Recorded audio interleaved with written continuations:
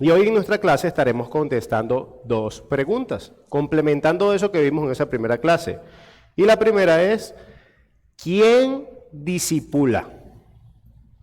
¿Quién discipula? Y la segunda pregunta es, ¿cómo discipular?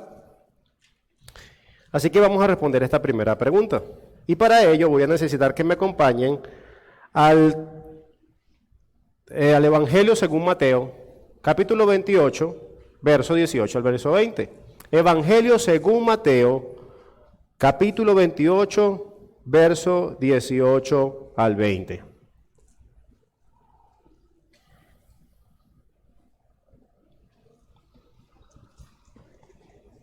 ¿Están allí? Dice la palabra del Señor.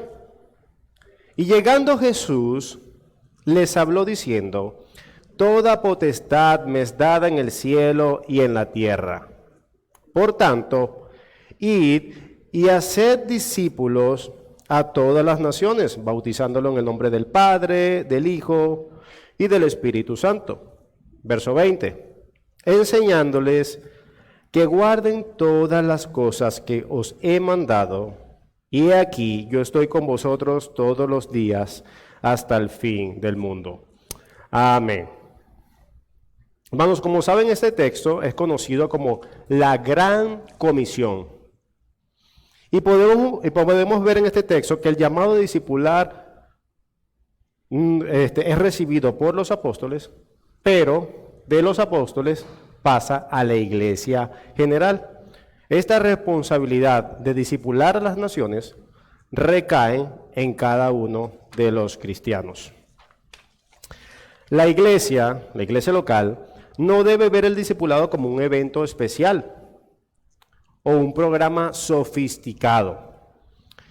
Discipular no es algo que sucede de vez en cuando o que podemos tener en nuestra vida, dejarlo de hacer y volver a discipular. Ahora la iglesia puede discipular otra vez. No, el discipulado está en el ADN de la iglesia local. Ser cristiano es ser discípulo. Ser cristiano también es igual a discipular. Ser cristiano es ser discípulo y ser cristiano es igual a discipular.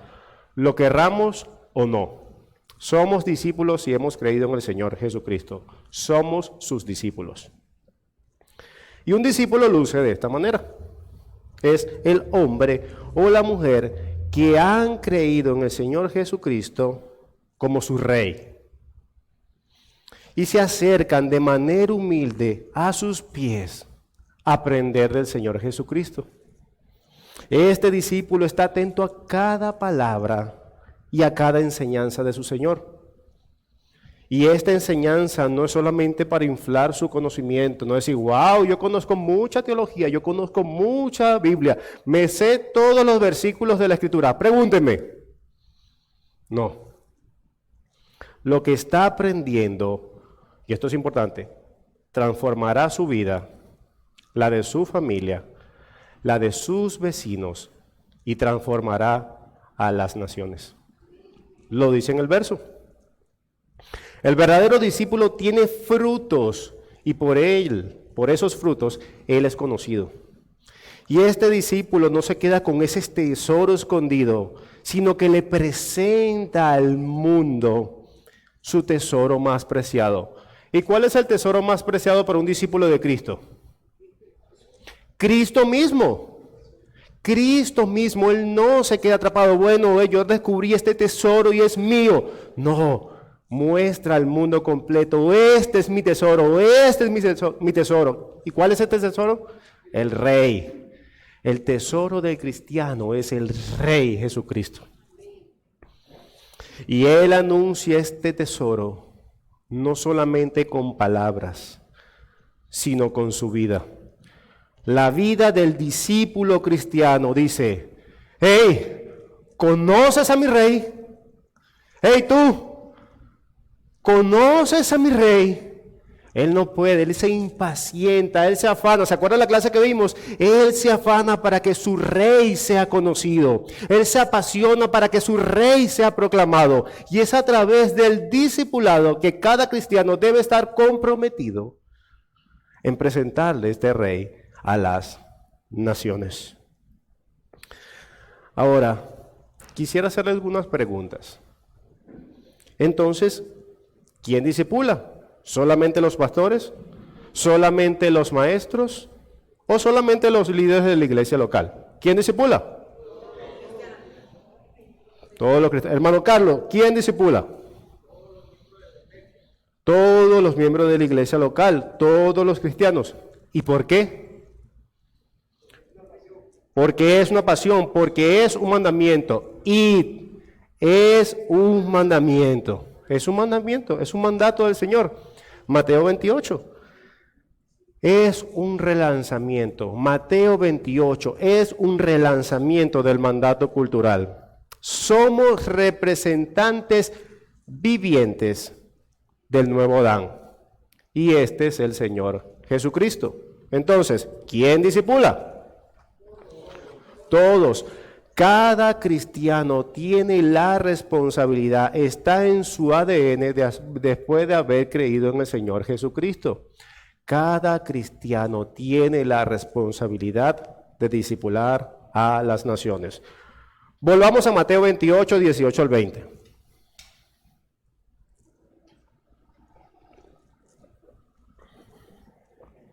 Y aquí voy a utilizar una versión de la Reina Valera un poco más antigua, que le da más sentido a estos versículos. Algunos la conocen, es la Biblia del Oso, Reina Valera, la Biblia del Oso. Vuelvo a citar. Y llegando Jesús les habló, ¿a quién? A los discípulos, diciendo, toda potestad me es dada en el cielo y en la tierra. ¿Qué quiere decir esto? Toda la creación, visible e invisible, yo soy el dueño. Yo soy el dueño del cosmos. Yo soy el rey de toda la creación. Verso 19. Por tanto, declaración de propósito, por tanto que yo soy el dueño de la creación, id. Recuerden, estoy utilizando una versión más antigua. Id y enseñad a todas las naciones, bautizándolo en el nombre del Padre y del Hijo y del Espíritu Santo. Enseñar a todas las naciones. Verso 20. ¿Qué le enseñamos? Enseñándoles que guarden todas las cosas que os he mandado. Y he aquí yo estoy con vosotros todos los días hasta el fin del mundo. Amén. Hermanos, quiero que entiendan esto. El Señor Jesucristo no simplemente dice, vayan y bauticen a las personas y tráiganla a la iglesia donde se hacen cosas de iglesia. Y déjenlos allí, petrificados, hasta esperar que venga su día de la muerte. Eso no es lo que dice el Señor Jesucristo. De hecho, si una iglesia hace eso, es una carta abierta de que están discipulando mal. Es un fracaso del discipulado. Simplemente bauticen, prediquen y tráiganlo a la iglesia y quédense allí. Eso no es lo que dice el texto. De hecho, es una herejía. Se llama una herejía gnóstica, que Dios nada más le importa tu alma y lo demás partes de su reino, de la creación, no le importa. Eso es herejía gnóstica. Simplemente a Dios está interesado en el alma, y no es así. Dios está interesado en tu alma, pero también en tu cuerpo. De hecho, en los afanes del reino, que algunos pueden recordar, que ciertamente nosotros tenemos que confiar en el Señor. Pero dicen, no, y olviden todas las cosas materiales. No, dice, el Señor conoce tus necesidades, tu cuerpo. Pero no te preocupes, Él te sostendrá. Así que mis hermanos, este texto dice así. Vayan y bauticen en el nombre del Padre, del Hijo y del Espíritu Santo. Y luego, Enseñen a las naciones a someterse a su Dios. Enseñen a que no pueden tomar sus propias decisiones. Enseñen que hay un Dios y ese Dios es el dueño del cosmos. Y que tienen la obligación de inclinarse ante Él y obedecerle. Ese es el discipulado de las naciones. Ir y enseñen a todas las naciones quién es el Rey. Este es el propósito del discipulado. No es simplemente hacer crecer las iglesias en número. Sí, fueron bautizados tantos. Bauticen a las naciones, que conozcan quién es su Rey. Cada cristiano tiene esto en su ADN. Amén. Cada cristiano tiene esta responsabilidad y cada cristiano debe responder de una manera: Señor, sí y amén. Me someto a tu voluntad. Yo soy tu discípulo. Discipulemos a las naciones. Ahora, ¿quién discipula? ¿Quién discipula? Todos, cada cristiano. Y si existiera un cristiano que dice: oh, un momento, yo soy cristiano, yo soy ese tipo de cristiano que no estoy llamado a discipular, ¿qué le dirían ustedes? Exactamente. Deberíamos dudar de su cristianismo. Deberíamos hacerlo. Porque un cristiano que cree en el Señor Jesucristo, y esto parece redundante, pero hoy vivimos en tiempo que hay que afirmarlo. Un creyente en el Señor Jesucristo es un discípulo y discipula.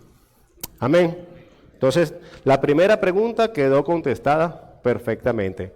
Nosotros, los cristianos, tenemos la responsabilidad de discipular. Ahora, contestemos la segunda pregunta. ¿Cómo lo hacemos? ¿Cómo discipulamos? Hermanos, esto es una pregunta abierta también. ¿Cómo creen que debemos discipular? Quiero escucharlos. Hermano Joner, ¿cómo crees que... Dime, no te preocupes, dime. ¿Cómo crees que un cristiano debe discipular? Okay.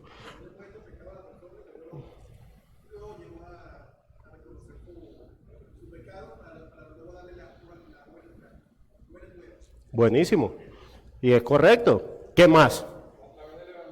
A través del Evangelio. ¿Qué más? ¿Solamente con palabras? Exacto, modelar en la vida cada enseñanza, porque si nosotros decimos que creemos en el Señor Jesucristo, recuerden, un discípulo se sienta a los pies de su Señor a aprender todo eso y su vida es transformada por esa verdad, porque si no es mero intelectualismo. Cualquiera se puede leer un libro de historia cristiana y decir: wow, yo entiendo mejor el cristianismo que tú. Pero solamente la transformación lo logra si ese hombre o esa mujer es creyente o no. Así que las palabras ciertamente van primero argumentando esta verdad, como dice mi hermano, pero nuestra vida da veracidad que ese evangelio es real. No perfectamente. Recuerda que nosotros como creyentes no creemos en el perfeccionismo, pero sí en el precisionismo. Y es que nos esforzamos a vivir según el estándar de Dios. Una precisión en nuestra vida que sea la Biblia quien guíe cada uno de nuestros pasos. Perfeccionismo no existe de este lado de la gloria. Después que estemos glorificados, sí vamos a ser perfectos. Ahora me gustaría para demostrar este texto en su funcionamiento, y este texto simplemente voy a recordarlo porque fue parte de este texto que escucharon el domingo pasado, que mi hermano David lo predicó. Así que vayamos a Efesios 4, 11 al 16, voy a utilizar esta vez. Efesios capítulo 4, verso 11 al 16.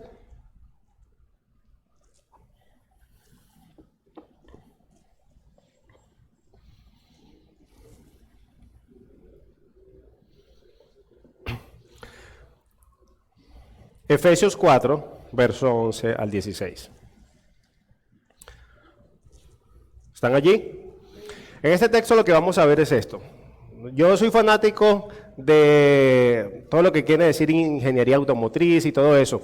Y hay algo que hacen con los motores, que lo cortan en la mitad, lo ponen como una película transparente, para nosotros ver el funcionamiento. Mira, así funcionan las bielas, los pistones, para ver, wow, así funciona un motor por dentro. El Señor va a exponer por medio de este texto, vamos a ver esa claridad, esa transparencia de cómo funciona el discipulado según el diseño de Dios. Así que leamos el texto. Verso 11. Él mismo, hablando de Dios, constituyó a unos apóstoles, a otros profetas, evangelistas, a otros pastores y maestros, a fin de perfeccionar a los santos para la obra del ministerio, para la edificación del cuerpo de Cristo, hasta que todos lleguemos a la unidad de la fe y del conocimiento del Hijo de Dios, a un varón perfecto, a la medida de la estatura, al de la plenitud de Cristo. Verso 14. Para que ya no seamos niños fluctuantes, llevados por doquiera de todo viento de doctrina, por estratagema de hombres que para engañar emplean con astucia las artimañas del error, sino que siguiendo la verdad en amor, crezcamos en todo en aquel que es la cabeza, esto es Cristo. Verso 16, de quien todo el cuerpo bien concertado y unido entre sí por todas las coyunturas que se ayudan mutuamente, según la actividad propia de cada miembro, recibe su crecimiento para ir edificándose en amor. Hermanos, así luce el discipulado bíblico. Dios constituyó apóstoles y profetas, evangelistas, pastores y maestros. Y el fundamento de la iglesia es la verdad apostólica. Sobre ella crece y se sostiene. Sobre la verdad apostólica. Recuerden que los apóstoles pusieron el fundamento de la iglesia. Los otros ministerios como evangelistas, pastores y maestros siguen activos, los cuales funcionan en la iglesia local para perfeccionar o equipar a los creyentes para la obra del ministerio. Pero, ¿cuál es esta obra? ¿Cuál es la obra del ministerio según el texto? Que lleguemos a ser un varón perfecto a la medida de la estatura de Cristo. Y esto es un representante de la humanidad, cuando habla de hombre, o sea, hombre y mujer, aquí está incluido toda la raza humana, para que ese varón perfecto crezca a la estatura de Cristo. Un discípulo que aprenda en la iglesia local para que discipule a otros en la iglesia local, equipándonos para poder enseñar todas estas cosas del verso 28, de Mateo 28. Y cuando habla de estas cosas, ¿cuáles son? Se refiere a la totalidad de la palabra de Dios, para así poder discipular a las naciones. Entonces, ¿cómo se equipan a los cristianos en la iglesia local? A través de prédicas, clases, estudios, academias, seminarios, congresos, dados en la iglesia local o motivados por la iglesia local. ¿Por qué hago tanto énfasis en la iglesia local? A ver, ¿por qué hago tanto énfasis en la iglesia local? ¿Por qué? Una pregunta. ¿A ustedes? ¿Sí?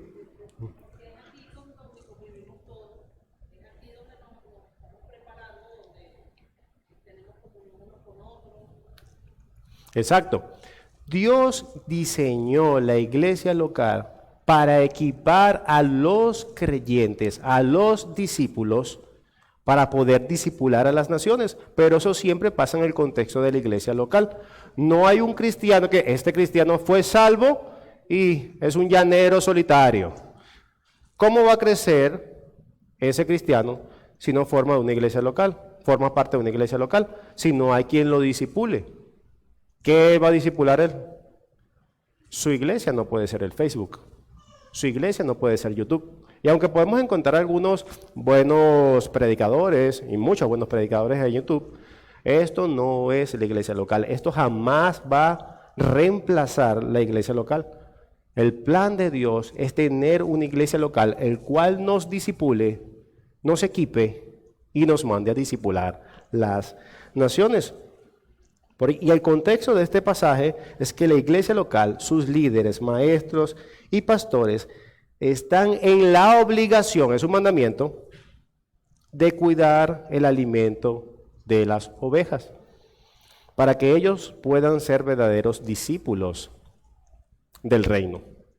Y recuerden, un discípulo no solamente alguien que recibe la información de la verdad, esa verdad moldea su vida.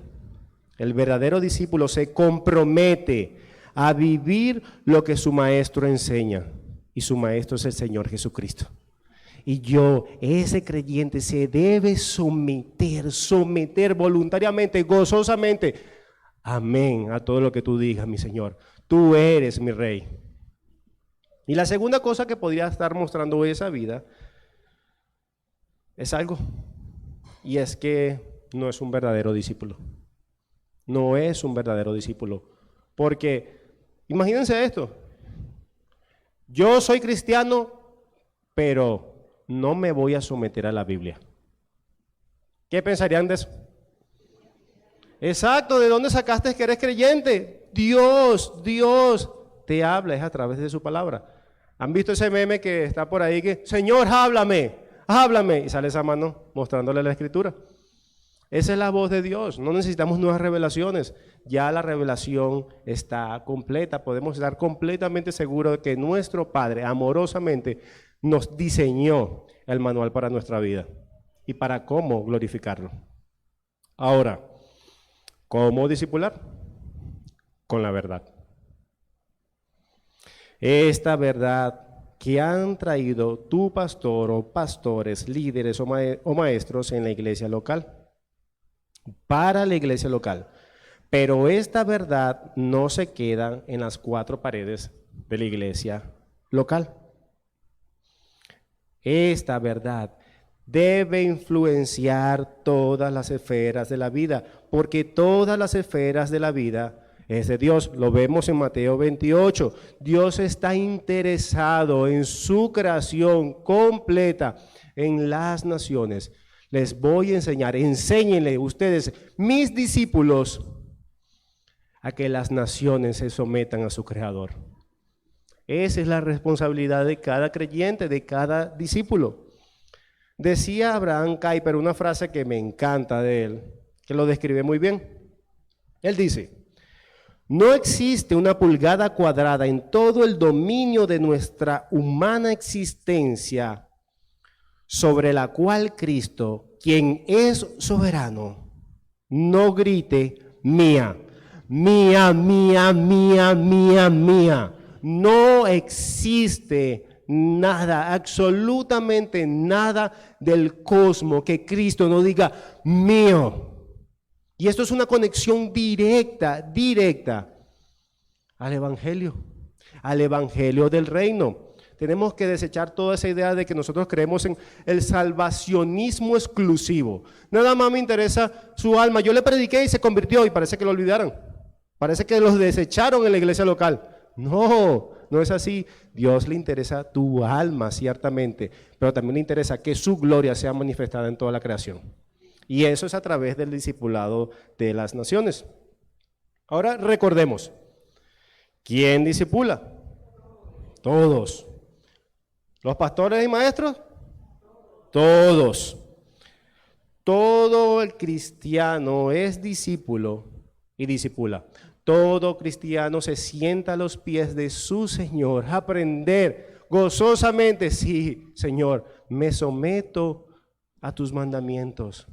Y no solamente eso, mi vida, mis acciones dicen que esto es cierto, que lo creo. Hermanos, porque muchas veces decimos creer, oh, yo soy bautista reformado o cualquier denominación reformada, pero su vida no da testimonio de eso. Su vida no da testimonio de eso. Por saber ciertas verdades teológicas no te convierte en discípulo. Un discípulo tiene la marca viviente del Señor Jesucristo, sus padecimientos. Porque Entendiendo esto, lo que es un discipulado de las naciones, ahora podemos entender por qué han perseguido al cristiano todo el tiempo. Alguien que le diga, tú, gobernador, tú, rey, estás pecando contra Dios.